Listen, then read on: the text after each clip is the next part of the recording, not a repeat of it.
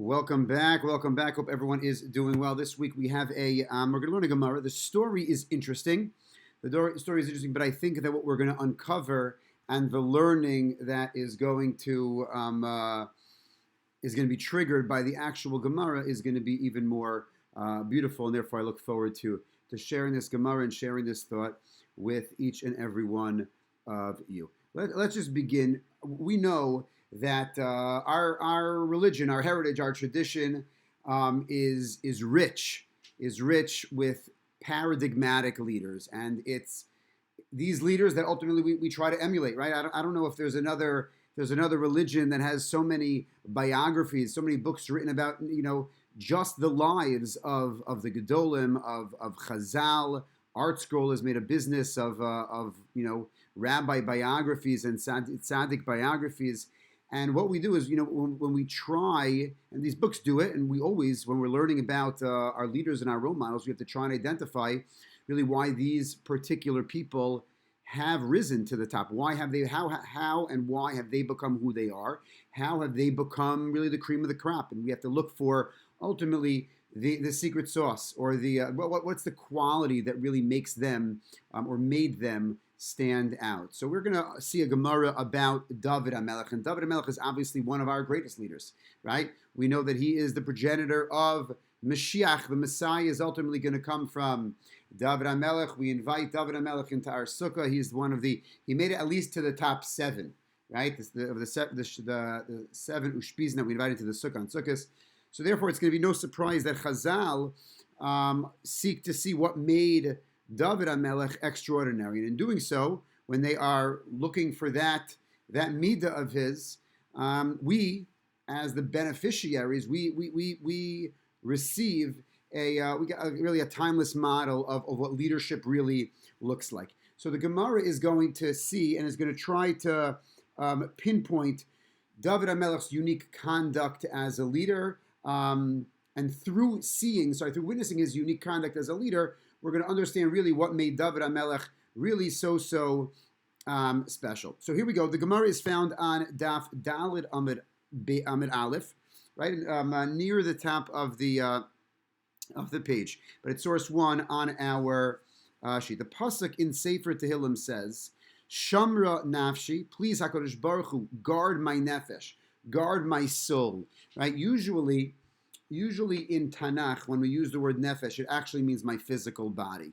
So when David HaMelech is saying, watch over my soul, I think he's saying, watch over my body, protect me, make sure that I am safe. Why should you do this, God? Do I have any reason to believe that I, a little bit maybe perhaps, am owed this extra shemira, this extra safeguarding, or this extra protection? And he says, yeah, you know why? Ki chasid ani, because I'm a pious individual, I'm a pious person, I'm a saintly person, I'm a holy person. Shamra nafshi ki chasid ani. So the Gemara says, the Gemara looks at this pasuk and says, Levi v'Rebbi Yitzchak. Levi, Rabbi Yitzchak. There's a discussion or a machlokas between Levi and Rabbi Yitzchak to try to understand what made David HaMelech so great and what made David HaMelech so unique. The Gemara doesn't know, and there's going to be machlokas, there's going to be disagreement.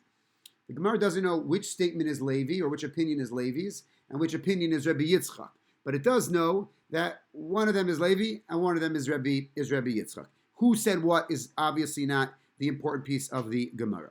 Chad Amar, one of them said, Kach Amar David lifnei HaKadosh Baruch Hu. This is what David HaMelech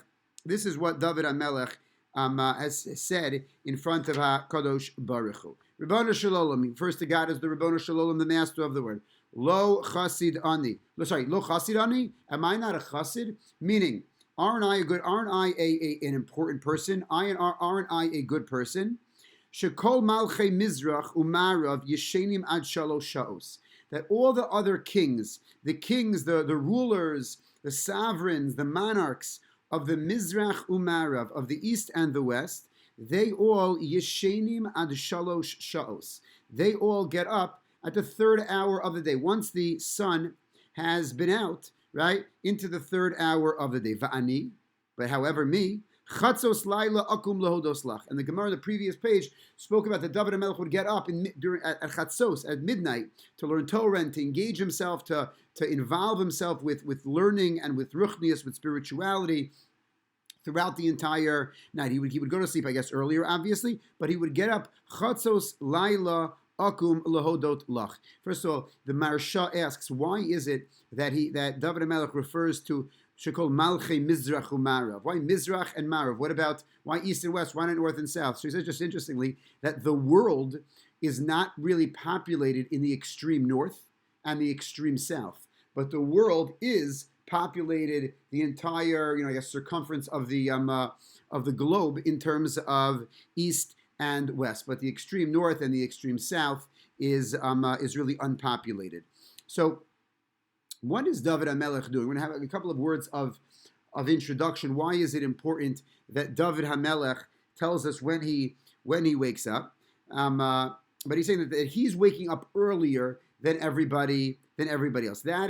That's what made him unique more than other people. He would get up to daven, and he would get up to learn. Okay, so that is the first thing. We don't know whether that is Levi or whether that is Rabbi Yitzchak. Now, a couple of things. Now let's go to the sources, and then we'll finish the Gemara. Okay, let's look at source number 3. Source number 3 is the second Mishnah in all of Shas. It's found also in Brachos 5 Dapim, 5 blot later, on Brachos Daf Tes Amud Beis. So the Mishnah, the first Mishnah all of Shas, asks the question, from when am I allowed to begin saying Mariv? At night. This Mishnah, the second Mishnah in all of Shas, asks the question, when can I start saying Shema? What's the earliest time I could say Shema in the morning? The Gemara has a machlokas, maybe between the colors of Tcheles and Lavan, or maybe between Tcheles and Karti, whatever. But then the Gemara says the Gomra, third word on the second line, and you have to complete Shema. We're going to get back to source number 2 in the Gemara. The Gomra, and you have to complete Shema ad hanei tzacham, by sunrise. That's horrible, right? That's all. Thank God we don't rule like that, because that would mean that I would need to say Shema every single day by sunrise. So right now it might not be horrible, but on June 10th it's horrible because the sun probably rises at 5:25. So if we had to really get our day started that early, that would be pretty bad. Thankfully, we do not rule according to that sheet, to that opinion in the Mishnah. Rather, we say Rabbi Yoshua Omer. No, Rabbi Yoshua says, well, I can say Shema until ad shalosh sha'os, until the third hour of the day. What's the machlokas? So we know in Shema every single day we say that we have to say Shema b'shach b'cha uvikumecha. B'shach b'cha when I lie down, uvikumecha, and when I get up. So the Gemara says, when is that getting up and going down? Does it just mean that whenever you get up and whenever you get up from bed and whenever you go to sleep? Is that what it means? It says no. It says you have to say Shema b'shach b'cha at the time that people lie down, in the derech, the basic time when people go to sleep. Uvekumecha, and when people, the regular hours when people wake up. So the Mishnah says, according to Yeshua, each person has shalosh shows. Every person has until the third hour of the day to say Kriya Shema in the morning. Why? Shekain derech melachim la'amod b'shalosh shaos. Because we know that kings get up the latest. They have the most, they just chill out the most. They have everyone taking care of all their other stuff. They can lounge around. They're powerful. They're wealthy. They have everything they need. They don't need to get up so early in the morning. So until the third hour is still called in halacha a zman kima, a time of getting up. The Tanakama, the first opinion, says that most people wake up when the sun rises. That's how I, that's how I get. I don't have trisim like they have in Eretz Yisrael to cover the light from their room. That whenever the sun rises, that is when you get up. But David HaMelech, right? It was a davar yadu. It was a known thing in the world that kings slept latest. Okay, they were like teenagers. So David HaMelech is saying, I'm not like everybody else because I am not like the regular kings of the world, the Mizrach and the Mara of the East and the West, who get up at the third hour of the day. I get up early to involve myself in learning and in davening. Now, why also is he comparing himself. This is important. Why is he comparing himself to other kings? Like, why does he need to say that? So, a little bit of history and a little bit of Shmuel Bet. I'm sorry, Shmuel Aleph. In Shmuel Aleph, the Am Yisrael comes, and they, if you see in source 4, Vayomrei Love, and they, Am Yisrael comes to Shmuel, who's the Navi at the time. Hine ata zakanta, you Shmuel, are old. Right? Now, interesting, because Shmuel, I think the Gemara says, died at age 52. So, I don't know how old he is. Okay? I'm 41. So, I hope, no one's pushing me out. Hine ata zakanta, you're old. And we know that your kids really, Shmuel's children, the Psukim tell us in Shmuel Aleph, they definitely did not follow his saintly ways. Uvanecha, your children, they're not following your path. Ata, so now please, sima lanu melech l'shaftenu, please appoint a melech. We are requesting a king. But why do we want a king? L'shaftenu, to judge us, kechol hagayim. We want a king just like the other nations. We want to be like everybody else, and that's why we want a king. It's not, we don't want a king because we think a king is going to help us, achieve our religious goals and make us more moral and more virtuous and more sacred, right? No, we want to be like everybody else. So Hashem tells Am Yisrael in a couple of prakim later. If your kings are like the other kings and they're like the kings of the non-Jewish nations, so everyone's going to die. Tisafu, you're going to be gathered. You're going to be gathered all.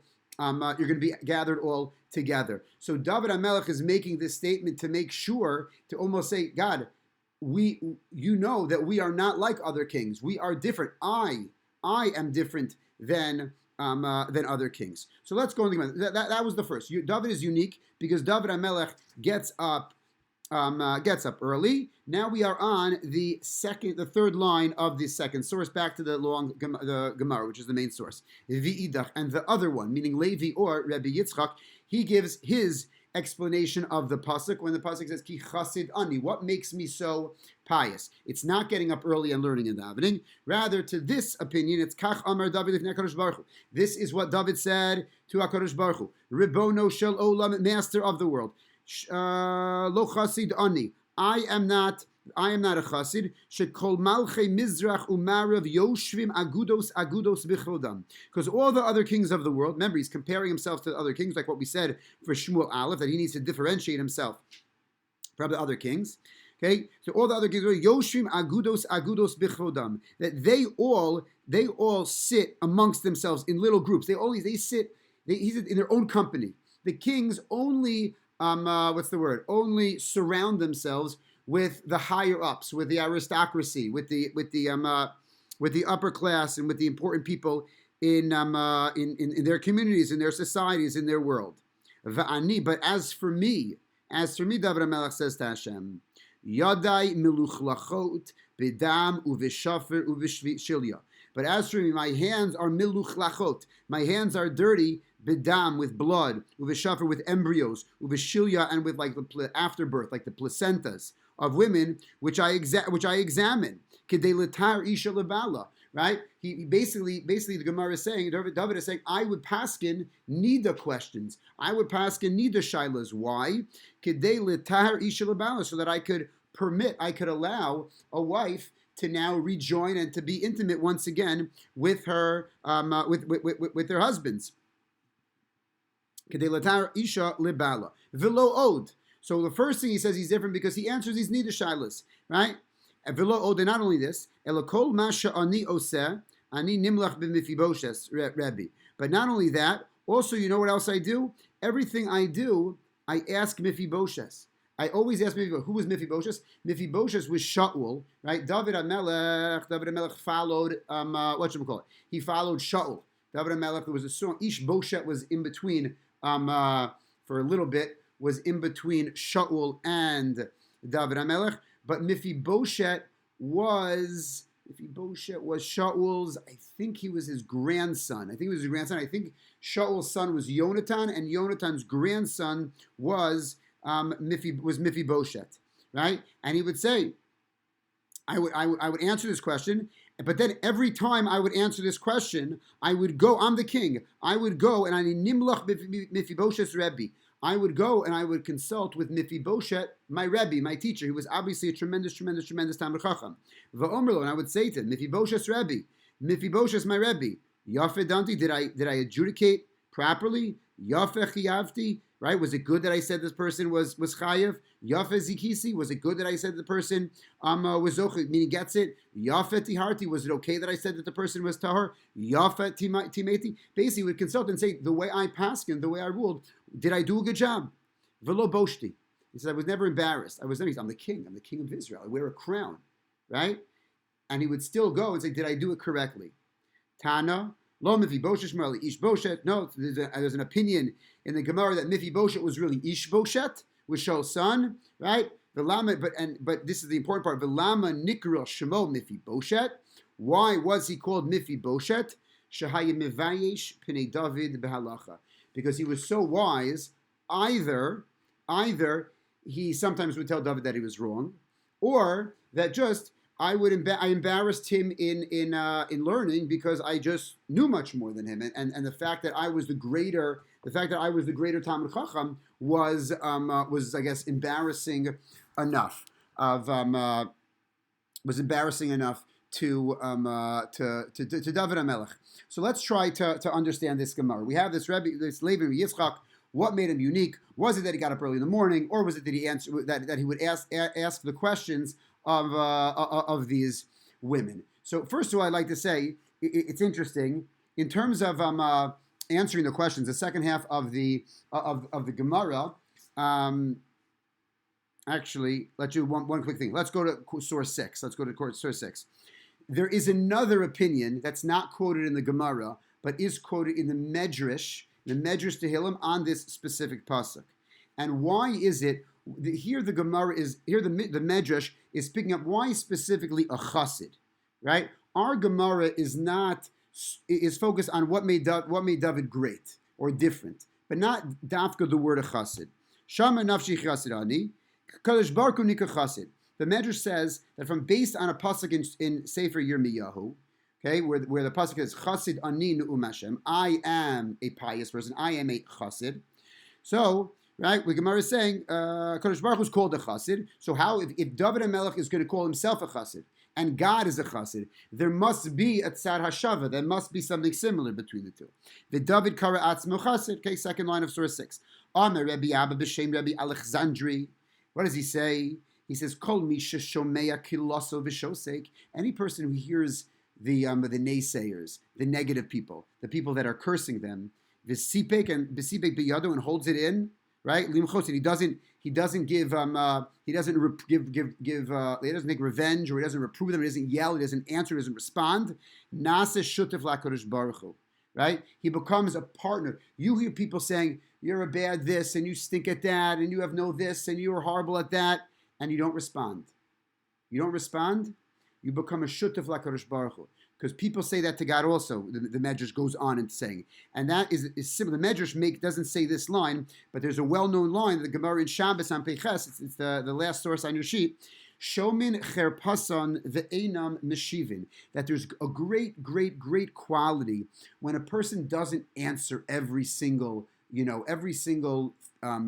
tweet that was made against them, or every comment by every naysayer, everything that someone said, and you just say, okay, you know what? You let them say. You don't have to comment. You don't have to defend yourself. You don't have to be aggressive in your response. There is great reward for people that are shomin cherpasam ve'enam meshivin. They hear the cherpa, they hear the disgrace, and people saying bad stuff about them. Ve'enam meshivin. They don't shuvah. They don't respond to them. So the Medrash says that's dafka why he was a chassid. That's dafka why he was a chassid. But let's unpack this Gemara, which I think we're going to say some beautiful thoughts on the Gemara. First of all, in terms of answering questions, it's interesting. Weren't there other Talmidei Chachamim? Weren't there other greats? Weren't there other people that knew? Why didn't they just go to Mephibosheth? Right? That's a good question. So Rav Moshe Feinstein, in his Hakadama, in his introduction to his Tshuvos, right? He has 9 tremendously long volumes of Tshuvos. He was a prolific writer. So in his introduction, he quotes this Gemara, and he derives from this Gemara a halacha for a posek, a halacha for a rabbi, or at least for a posek, that once a question is asked of you, you have a halachic obligation to answer the question if you know it. If you know the answer, you are on that madrig, and someone asks you that question, he actually uses the word a mitzvah. It's a mitzvah to respond. You're not allowed to delegate that answer to that question to say, oh, ask somebody else, I don't have time, or whatever, this and that. You know the answer, you have to respond. And Rav Moshe, as is known, he really lived by this. He answered every question, everything from everyone. On the flip side, the Chassam Sofer, in his eulogy for his father-in-law, his father-in-law was Rabbi Akiva Eger, the great Rabbi Akiva Eger. I think Rabbi Akiva Eger's, for one of his daughters, her original husband either died or they were divorced, and she remarried, and she married the Chassam Sofer. So the Chassam Sofer is eulogizing his father-in-law, and his answer is that that the reason that David was answering was because really he was the biggest Talmid Chacham, and other people didn't know, and they went straight to him. That seems great and wonderful and awesome, but the Gemara says there was Mephibosheth. So I didn't look into that answer until I didn't look into why they didn't go to Mephibosheth. But it seems like no one else knew, and these were the hardest questions, and maybe it was just David HaMelech and Mephibosheth, but they happened to go to David HaMelech. I would think that the king would be more, that access would be more difficult, but that's what the Chassam Sofer. So Rav Moshe and the Chassam Sofer disagree. One is saying that no, they asked him and he knew it, so he had to answer it. And the Chassam Sofer says no, he had to be the address to answer all of those difficult questions. So the question that we need to ask really is what's the specific virtue that David HaMelech is exhibiting in this Gemara, right? Are there many different ones? Is there one in particular, right? The first case about getting up early, you could just say that he was unbelievably hardworking and diligent, and he didn't want to waste it. That could be the midah, could be diligence. That could be the secret sauce of the ideal Jewish leader. You could say that the second one is his scholarship, and then definitely according to Chassam Sofer, that he knew everything and he was able to answer every question, the most difficult questions, right? And he was able to answer that. Maybe just scholarship. Maybe that's the most important most important midah. But there was an essay written by the great Yechiel Yaakov Weinberg, who's best known by his name, the Sridei Eish. The Sridei Eish was his Shilas and Shuvas, the Shuvas that he wrote. The Sridei Eish is a very, very, very interesting Jewish figure. There's an amazing intellectual biography written by Dr. Mark Shapiro. I forgot the name of it, but it's a phenomenal work. He was very interesting, the Sridei Eish. First of all, the Sridei Eish is best known for one response. He seems to be a little bit more lenient, a little bit more makil in a specific area of Kol Isha, of perhaps at he doesn't call this, but like an NCSY Shabbaton, guys and girls singing together, if it's for Jewish purposes, and the goal is ultimately to bring kids closer to Yiddishkeit. That's the tshuva probably that he's the best known for. But he grew up in Poland, or maybe even Lithuania. He learned in Slobodka, but then he moved to Hildesheimer in Germany. He became very worldly and a little bit modern, and he bought in very much to Torim Derech Eretz, Rav Shimshon Raphael Hirsch's approach to Judaism and approach to life, and he was more open a little bit and more what we would call modern Orthodox, but he was a little bit more open, and he wrote a lot, and he was brilliant, and he had the way he wrote was beautiful. So there's an essay in his sefer called Lifrakim, which quotes this Gemara, and he says he says that the entire Gemara testifies to David's sterling humility. That's what he says. The whole Gemara is all about David's midah of anivus. He was an unbelievable humble and humble person, just like Moshe Rabbeinu. And the other kings, right? Other king, the other person get up. They might not do so out of laziness. Imagine, sometimes a king, right? You could definitely argue that the responsibilities of the office of a king or of a president it's quite a heavy burden, right? And that they might need more rest. Imagine you have a late night security meeting, which goes, to 3:00 in the morning. Who would blame a king, a monarch, for getting up later than the farmer or the shoemaker or the plumber or the carpenter, right? Perhaps the delayed start of a monarch to their day can obviously be justified. But David does not rely on this argument, right? Rav Weinberg says that David HaMelech doesn't rely on this argument. Why? Because it creates too much of a divide between the king and the commoner, and he refuses to see his work as more important or better than the work of others. It's different. It's not better. So therefore, his life and his hours, let's say, have to be governed. I'm just like everybody else. If the farmer gets up at sunrise, I'm going to get up at sunrise. He got up earlier, obviously, but he's different than everybody else because he doesn't see that, oh, I can do what I want. I have different rules. No, I don't have different rules. I might have a different mission and a different job, but I'm not different. And it was humility that allowed him to see himself like everybody else. So you see the humility, you see the anivos within the first answer of the Gemara. Amazingly, Rav Kook, okay, in his Ein Ayah, he adds a little bit of a wrinkle to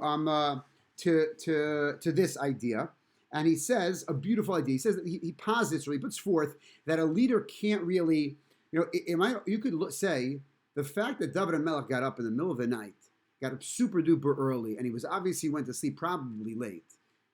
That's irresponsible. That's negligent. A leader can't really completely tire himself out with activities and other stuff that's going to prevent him from fulfilling all of his, really real important responsibilities, his communal responsibilities. Therefore, maybe you could argue that David HaMelech should not get up because really he's going to be too exhausted to function during the day. However, Rav Kook says beautifully, he says that when a person enjoys doing something, right, it gives them more life, right? The degree to which someone finds a specific or a given activity tiring depends just on his attitude towards it. If David didn't enjoy getting up and davening and learning in the middle of the night, he would have been exhausted. But however, since David got up out of like this boundless love for this endeavor, and he found the endeavor exhilarating, so it gave him more strength. It gave him more energy. There was more vitality. It gave him more. He had more in reserve for the long day of work. And the Gemara is actually telling us something amazingly in terms of David's love for prayer. This is. I'm happy because I usually don't understand when I look at Rav Kook. It's very, very. He's so poetic and it's difficult Hebrew. Here he goes. He asks the question that I just asked. I didn't ask the question. The question is asked by Rav Kook. How is he able to afflict himself with not by getting not enough sleep? He had so much love in his heart. It actually benefited him. The getting up early to learn or getting up early to davening, it was nechshav lo liminucha. It gave him rest. It gave him tranquility. It gave him serenity. There was no affliction. That was it. You could compare it, I guess. Some people get up early, and getting up early to go for a run, to go work out. Say, holy cow, they're getting up at 5:30 before they could sleep an extra hour and a half. No, sometimes that you're more tired when you don't have that. You don't have that exercise. Or for David HaMelech and for many people, thankfully, right, getting up early is the most important of the day because it gives them gives them all their koach for the day. So it wasn't irresponsible. It actually he was doing something. It was prep work for his day because he wouldn't have been the same. He wouldn't have been the same king. Rav Kook is saying if he would not have gotten up early to daven. And then you say the second one.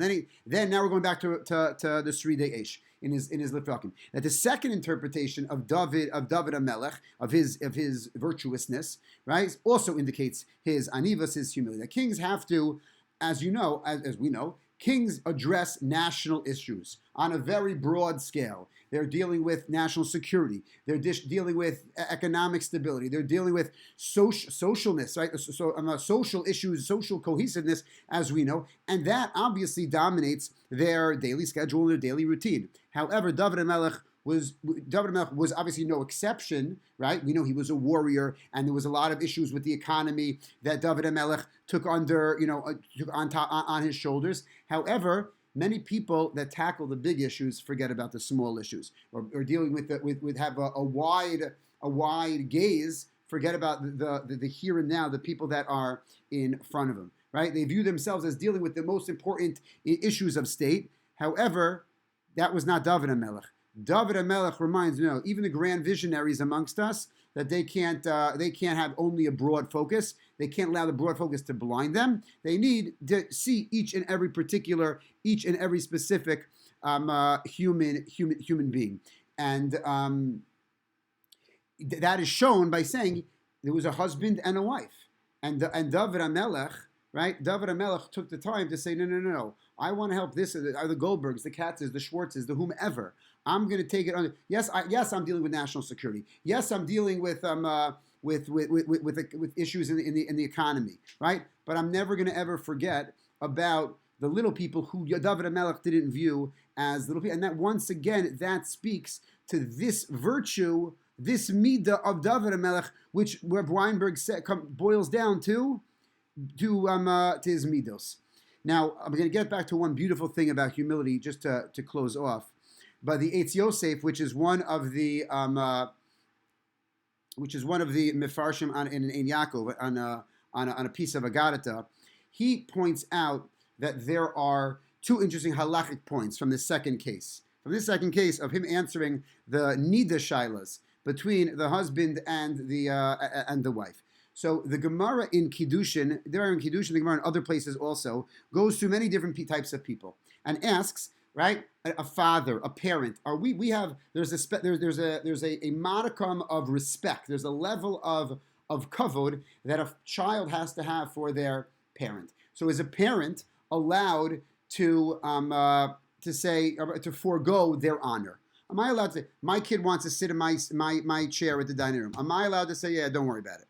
Yes, I am allowed to. An a parent, is able to be mochel al kivodo. Then the Gemara says, can a rabbi can he forego his honor? Then the Gemara wants to know, what about a nasi, a president, a head of state? Can they forego his honor? And then Gemara asks about a melech. And under no circumstances, the Gemara says, can a king ever allow his any degradation of respect for the office to be allowed? Can never be mochel. This is the language, mochel al kavodo. The Rambam even says that a king has to always look beautiful and perfect. He got a haircut every single day, right? Forget about shaving every single day. He got a haircut every single day so that he would look perfect. I think even if a melech was an avelus, I think I could be wrong. The Rambam writes that he would still get his haircut even if he was in avelus. So therefore, David HaMelech, right? Doesn't it seem like it's problematic for a king to engage in degrading behavior?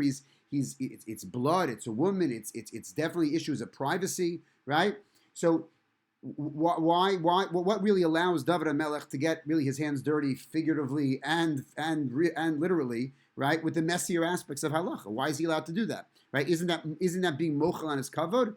No, it must be that we don't. The Eitz Yosef says it must be that we don't consider that degrading, right? A king can't be mochel, can't, I guess, degrade himself or can't get, let's say, messy, right? His hands dirty for something mundane. But this is heavenly, right? A husband and wife, and it's not heavenly. This is the longevity. This is the future. This is the future of the Jewish people, right? When you allow, if you're going to be strict, right, or when you're answering these questions and you're allowing the husband and wife to be together, so hopefully they're going to be together intimately, and they're going to hopefully have children. There's nothing holier than that. That's not mundane. That's the holiest thing in the world, the Eitz Yosef says. And he's also sees the way it works, that the language of the Gemara, if we look in the Gemara once in, that what did David do? The language is that he says, kedei, in order, litaher isha levala. It seems like his goal was to be mitaher. He was kind of looking for, Eitz Yosef says, he was looking for leniency. It seemed that the other rabbis, the rabbinic voices that were being consulted on these issues were perhaps being too strict. And he was attempting, in the words of the Eitz Yosef, that David HaMelech was attempting to find a leniency. And this, what I think, reveals really his royal compassion, which is an amazing thing, that he feels for the future of Am Yisrael, but also for a regular husband and wife. When they have to be separated, that's difficult. That's not easy, right? So you would think, you could also argue what? That David HaMelech, no. If he's going to go against all the rabbis, No, that's definitely not humble at all. No, no, no, no, no. That's where the Gemara comes and says, even though, even though he was kedei l'taher, even though he was coming to perhaps try to find the leniency, he always checked himself. There was checks and balances. For David HaMelech, his checks and balances was, I'm going to go and ask him if he boshes. Did I do well? He keeps on asking those questions, right? He says, Yafe Danti, Yafe Chiyavti, Yafe Zakiti, Yafe Tiharti, Yafe Timeti. Was what I did, was it okay? Was it okay, right? And we'll finish with one little thing. There's a book. Where's that book that I have? It's called Fresh Fruit and Vintage Wine. And he quotes this essay of Rav Weinberg, of this 3-day Eish. And he quotes that Rav Weinberg in this article, in this essay, right? First of all, another point that I wanted to say was what was amazing. It was that he's the king of Israel, and these Jewish women weren't embarrassed to approach the king with their most intimate questions. Imagine that. They very often there needs to be like distance between, right? Most monarchs, they want to emphasize distance between themselves and the masses, right? People felt comfortable coming and asking their most intimate questions. That is an unbelievable thing. But sorry, back to the, I had that in my notes, I apologize. Back to this book and to this final essay. He writes, Rabbi Yechiel Weinberg writes this story that there was, let me read it. Sorry. Here we go.